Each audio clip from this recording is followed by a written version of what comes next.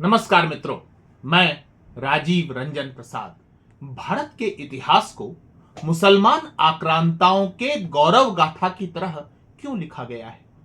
क्या इस प्रश्न का उत्तर किसी के पास है? वे आक्रांता जिन्होंने भारत का धर्म, मंदिर, संस्कृति और सभ्यता सब कुछ क्रूरता के साथ नष्ट किया। उनकी बनाई सल्तनतें हमारे पाठ्यक्रमों का अनिवार्य हिस्सा बनी रहीं। लेकिन क्यों? जबकि उनके समानांतर भारतीय शासन और शासित क्षेत्रों पर न्यूनतम बातें की जाती है। आखिर इसके क्या कारण हैं? वस्तुतः इतिहास को सप्रयास गंगा जमुनी बनाने और दिखाने के चक्कर में सत्य का निर्दयता से गला घोटा गया है। यही कारण है कि सिंध पर प्रमुखता से बात राजा चच और दाहिर के माध्यम से होना चाहिए थी, तो हम मोहम्मद बिन कासिम का जीवन परिचय घोटते रहते हैं। जबकि अरब अल्पकालिक अवधि में केवल सिंध तक ही तब सीमित रहे थे। इस अवधि में कासिम और उसके साथ आए लुटेरों ने सिंध परिक्षेत्र की धार्मिक सांस्कृतिक पहचान को तहस नहस कर यहां इस्लाम का बलपूर्वक प्रचार किया था। भारत की ओर मुसलमान आक्रांताओं की कुदृष्टि आगे भी बनी रही। अरबों के पश्चात यह भूमिका तुर्कों ने अपने हाथों में ले ली थी। तुर्क कौन थे, यह स्पष्ट करने से पहले हम उस दौर के भारतवर्ष की सीमाओं पर अवस्थित शासक और उनकी राजनीतिक स्थिति पर बात कर लेते हैं। अफगानिस्तान की धरती पर आज हिंदू धर्म और उसके अनुयायी लगभग विलोपित हैं, लेकिन एक समय यहां तक यह धर्म अपना प्रभाव रखता था और यहां प्रभावी था हिंदू शाही राजवंश। इस राजवंश की अवस्थिति अफगानिस्तान के व्यापक हिस्से अर्थात काबुल और जाबुल तक थी। काबुल और जाबुल दोनों ही क्षेत्रों में बौद्धों के साथ साथ हिंदू मत मान्यता के अनुयायी अपनी भूमिका निर्वहित कर रहे थे। यहां का शासक एक दौर में सनातन मान्यताओं का संरक्षक था। इतिहासकारों की यह प्रबल मान्यता है कि लगभग 200 वर्षों तक शासन करने वाले हिंदू शाही राजा शाहानुशाहियों अथवा शक कुषाणों के वंशज थे, जिनका शासन 9वीं सदी के उत्तरार्ध में अस्तित्व में आया था। हिंदू शाही राजवंश के संस्थापक के नाम पर इन्हें कल्लर भी कहा गया है। अल बरूनी के अनुसार कल्लर के उत्तराधिकारियों में क्रमिकता से सामंत, कमलू, भीम, जयपाल, आनंदपाल, त्रिलोचनपाल और भीमपाल आदि नाम आते हैं। संक्षेप में चर्चा करें तो एक समय काबुल के निकट लगतुमान नाम के क्षत्रिय राजा का शासन था, जिसके मंत्री का नाम था कल्लर अथवा कल्लट। लगतुमान की अस्थिर होती सत्ता तथा उसकी अलोकप्रियता का कल्लर ने लाभ उठाया तथा शासक को कैद में डालकर काबुल के सिंहासन पर स्वयं अधिकार कर लिया। उसने यहां हिंदू शाही राजवंश की बुनियाद रखी थी। जाबुल पर भी इसी समय एक अन्य हिंदू शासक रुसाल का शासन था। यह समय था जबकि अरब परिवर्तन के दौर से गुजरने लगा था। उम्मय्यद वंशी खलीफाओं का पतन होने लगा तथा वर्ष 750 ईस्वी के निकट शिया मतावलंबी अब्बासी खलीफाओं का उदय हुआ, जिन्होंने अपनी राजधानी को दमिश्क के स्थान पर बगदाद में निर्मित किया। हर महत्वाकांक्षी की तरह खलीफा अल मंसूर 754 से 775 ईस्वी ने भी विस्तारवादी नीति अपनानी चाहिए और अफगानिस्तान क्षेत्र से कर वसूलने का प्रयास किया, परंतु इसमें उसे सफलता नहीं मिल सकी। काबुल और जाबुल पर अधिकार करने की जिम्मेदारी अब याकूब इब्न लायक को दी गई, जो कि सीस्तान का एक क्रूर लुटेरा था। याकूब इब्न लायक वैसे भी लुटेरा था, इसलिए ठगी उसका स्वभाव थी। जाबुल के निकट पहुंचकर उसने वहां के हिंदू शासक रुसाल को मित्रता का संदेश भेजा। उसने कहा कि वह आत्मसमर्पण करना चाहता है, उसे स्वामी भक्ति दिखाने का अवसर मिलना चाहिए। न्याय, नीति और विश्वास पर चलने वाला हिंदू राजा इस मुसलमान आक्रांता के भरम में आ गया। याकूब ने अवसर पाते ही राजा की हत्या कर दी और जाबुल पर अपना अधिकार कर लिया। याकूब ने जाबुल की प्रजा को मुसलमान बनाने के समस्त दमनात्मक प्रयास आरंभ कर दिए थे। इस घटना का मनोवैज्ञानिक असर काबुल पर भी पड़ा और वर्ष 870 ईस्वी में राजा कल्लाल ने अरबों से सुरक्षा की दृष्टि से अपनी राजधानी को काबुल से हटा दिया और अब वे उसे उद्भांडपुर ले आए, जो कि वर्तमान पाकिस्तान की रावलपिंडी जिले के अटक से 15 मील उत्तर में स्थित है। काबुल पर अरब आक्रांता अधिकार न कर सके और अब भी हिंदू शाही राजवंश शक्तिशाली बना रहा था। यहां से घटनाक्रम को आगे जानना है तो पुनः उस प्रश्न का हमें सामना करना होगा कि कौन थे तुर्क। तुर्क एक समय मध्य एशिया में निवास करते थे। कतिपय विद्वान इनका आदि स्थान साइबेरिया के दक्षिण में स्थित गोबी रेगिस्तान के पास मानते हैं। यह बात समझें कि तुर्क शब्द किसी स्थान विशेष का बोध कराने के लिए नहीं है, अपितु यह संबोधन तुर्की भाषा बोलने वालों से जुड़ा हुआ है। कैसे थे तुर्क? इस संबंध में डॉक्टर अवध बिहारी पांडेय कहते हैं कि वे सांस्कृतिक रूप से समुन्नत नहीं थे, किंतु तुर्क उच्च कोटि के सैनिक होते थे। युद्ध में उनकी बड़ी रुचि हुआ करती थी। यायावरी अर्थात एक स्थान से दूसरे स्थान घूमना भटकना तुर्कों की सामान्य वृत्ति थी।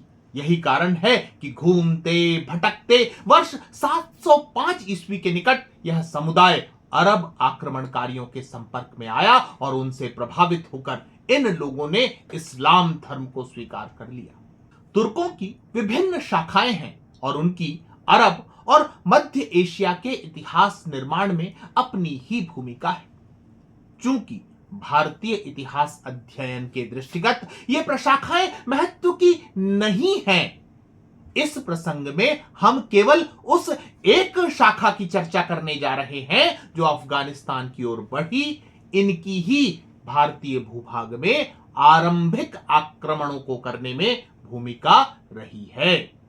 वह दौर था जबकि मुस्लिम जगत में बड़े परिवर्तन हो रहे थे। उमैयद वंश को हटाकर अब्बासी वंश ने खलीफा के पद को प्राप्त कर लिया था। खलीफा ने दमिश्क से हटाकर बगदाद को अपनी राजधानी बना लिया। इन समयों में शासकों की उदासीनता से केंद्रीय शासन निर्बल होता चला गया। प्रांतीय गवर्नर स्वतंत्र होने लगे। ऐसा ही एक स्वतंत्र हो जाने वाला राजवंश था समनी। इस राज्य की स्थापना समन निवासी अमीर इस्लाम ने 911 ईस्वी में वर्तमान अफगानिस्तान के बुखारा में की थी। समनी वंश के शासक अपने राज्य की स्थिरता चाहते थे, इसके लिए उन्हें लड़ाकों की आवश्यकता थी। तुर्कों का तब उच्च कोटि के लड़ाकों में नाम हुआ करता था। समनियों के सहयोगी थे ये तुर्क, जो गुलाम कहलाते थे, परंतु ये गुलाम शब्द उनकी उत्पत्ति का द्योतक था, उनकी सामाजिक स्थिति का नहीं। तुर्कों का प्रभाव इस तरह बढ़ा कि समनी शासकों ने उन्हें उच्च प्रशासकीय पदों पर भी नियुक्त किया। परिणति यह हुई कि प्रभावशाली हो चुके समनी, जिनके राज्य का विस्तार फारस, मध्य एशिया तथा अफगानिस्तान के बहुत बड़े भूभाग तक हो चला था, उनका पतन इन्हीं तुर्कों के कारण हुआ। 10वीं शताब्दी के मध्य में अब्दुल मलिक समनी वंश का शासक था। उसका एक योग्य गुलाम था अलप्तगीन, जो कि अपनी योग्यता के बल पर पहले हजीब उल हुज्जाब के पद पर पहुंच गया था और कालांतर में वह खुरासान का गवर्नर नियुक्त कर दिया गया। इसी अलप्तगीन ने वर्ष 962 ईस्वी में गजनी में अपने एक स्वतंत्र राजवंश की स्थापना की। कथनाशय यह है कि राज्य में प्रभावशाली हो रहे तुर्कों ने समनी राज्य के ध्वंसावशेष पर अपना साम्राज्य स्थापित कर लिया। इसे ही गजनी वंश के रूप में पहचान मिली है। गजनियों के समानांतर जो सत्ता गर्व से उन्हें चुनौती दे रही थी, वह हिंदू शाहियों की थी। गजनी वंश के संस्थापक अलप्तगीन ने अपने लगभग 8 वर्षों के शासन समय में अनेक बार हिंदू शाही शासकों को चुनौती दी, लेकिन अभी शक्ति संतुलन उनके पक्ष में नहीं था। इसके बाद भी यह कहा जा सकता है कि भारतीय द्वार को तुर्कों की सैन्य शक्ति ने खटखटाना आरंभ कर दिया था और इसका आरंभ अलप्तगीन के द्वारा ही किया गया था। अलप्तगीन की मृत्यु के बाद के 7-8 सालों में क्रमिकता से जो 2-3 अयोग्य उत्तराधिकारी तख्त पर बैठे, वे भी पंजाब के हिंदू शाही राजवंश पर आक्रमण करते रहे। शक्तिशाली हिंदू शाहियों ने तब गजनी के इन लुटेरे सुल्तानों की एक न चलने दी थी। अलप्तगीन का एक प्रतिभा संपन्न गुलाम था सुबुक्तगीन, जिसे उसने एक सौदागर से खरीदा और तुर्किस्तान से बुखारा लेकर आया। सुबुक्तगीन की योग्यता के कारण उसे न केवल राज्य में उच्च पद की प्राप्ति हुई, उसे अमीर उल उमरा की उपाधि से भी विभूषित किया गया, बल्कि सुल्तान अलप्तगीन ने अपनी कन्या का विवाह भी उससे कर दिया। वर्ष 977 ईस्वी में अमीरों की सहायता तथा समर्थन से सुबुक्तगीन ने गजनी का तख्ता पलटकर उसे हथिया लिया। सुल्तान बनते ही वह इस बात से स्पष्ट था कि धन धान्य से परिपूर्ण भारतीय परिक्षेत्रों पर आक्रमण करना है। पूर्ववर्ती शासकों की तरह उसने जल्दबाजी नहीं दिखाई और पहले अपने राज्य की सीमाओं को सुरक्षित और स्वयं को शक्ति संपन्न करने का प्रयास किया। पहले सुबुक्तगीन ने लमगान तथा सीस्तान पर अधिकार कर लिया। अगली कड़ी में खुरासान पर हमला कर उसे विजित किया और उसने यहां का प्रशासन अपने बेटे महमूद को सौंप दिया। अब उसने सरहिंद से लमगान तक शासन करने वाले हिंदू शाहियों पर दृष्टि डाली, जहां हिंदू राजा जयपाल शासन कर रहा था। सुबुक्तगीन ने हिंदू शाहियों की सीमाओं पर लूटपाट आरंभ की और धीरे धीरे ऐसे क्रमिक आक्रमण तीव्र होने लगे। मुसलमान इतिहासकारों ने सुबुक्तगीन के आक्रमणों को जिहाद बताया है और लिखा है कि उसने इस्लाम धर्म का प्रचार करने तथा मूर्ति पूजकों का विनाश करने के लिए भारत पर आक्रमण किए थे। जैसे जैसे भारतीय भूभागों पर काबिज होने की सुबुक्तगीन की महत्वाकांक्षा बढ़ने लगी, आंचलिक हिंदू बौद्ध राजा जयपाल के नेतृत्व में एकजुट हुए। पहले पहल एक छोटी सी सेना भेजी गई, जिसे तुर्कों ने पराजित कर दिया। इससे सुबुक्तगीन की क्षमताओं का अनुमान हो गया था। साथ ही तुर्कों की ओर से हमेशा रहने वाले खतरे को दूर करने के लिए राजा जयपाल प्रतिबद्ध हो गए। वर्ष 986 से 87 ईस्वी में सुबुक्तगीन पर भीषण हमला किया। यह युद्ध राजा जयपाल के पक्ष में जाता दिख रहा था, परंतु दुर्भाग्य से भीषण बारिश होने लगी। ऐसे में दुर्ग में सुरक्षित तुर्क सेना को बढ़त हासिल होने लगी। विवश होकर राजा जयपाल को सुबुक्तगीन से संधि करनी पड़ी थी। जान छुड़ाने के लिए राजा जयपाल ने सुबुक्तगीन को 10 लाख दिरहम तथा 50 हाथी देने का वायदा किया, परंतु राजधानी पहुंचते ही उन्होंने संधि को खारिज कर दिया। एक आम धारणा है कि जब मुसलमान आक्रांताओं ने भारतीय भूभाग में प्रवेश किया, तब यहां के राजाओं में एकता का भाव था। वे एक साथ मिलकर नहीं लड़े, लेकिन यह पूर्ण सत्य नहीं है। इस पर हम अलग से चर्चा करेंगे। यहां रेखांकित कीजिए कि हिंदू शाही शासक राजा जयपाल ने कलिंजर, कन्नौज तथा अजमेर के राजाओं से सहायता मांगी, जो उन्हें मिली भी। अफगानिस्तान की कठिन धरती में कोई भी सीधी लड़ाई जीतना संभव नहीं है। संयुक्त सेनाएं भी सुबुक्तगीन को पेशावर पर अधिकार करने से नहीं रोक सकी। सुबुक्तगीन की मृत्यु के पश्चात उसका छोटा बेटा इस्माइल गद्दी पर बैठा। कुछ ही समय बाद उसके बड़े बेटे महमूद गजनवी ने इस्माइल को हटाकर गद्दी हथिया ली।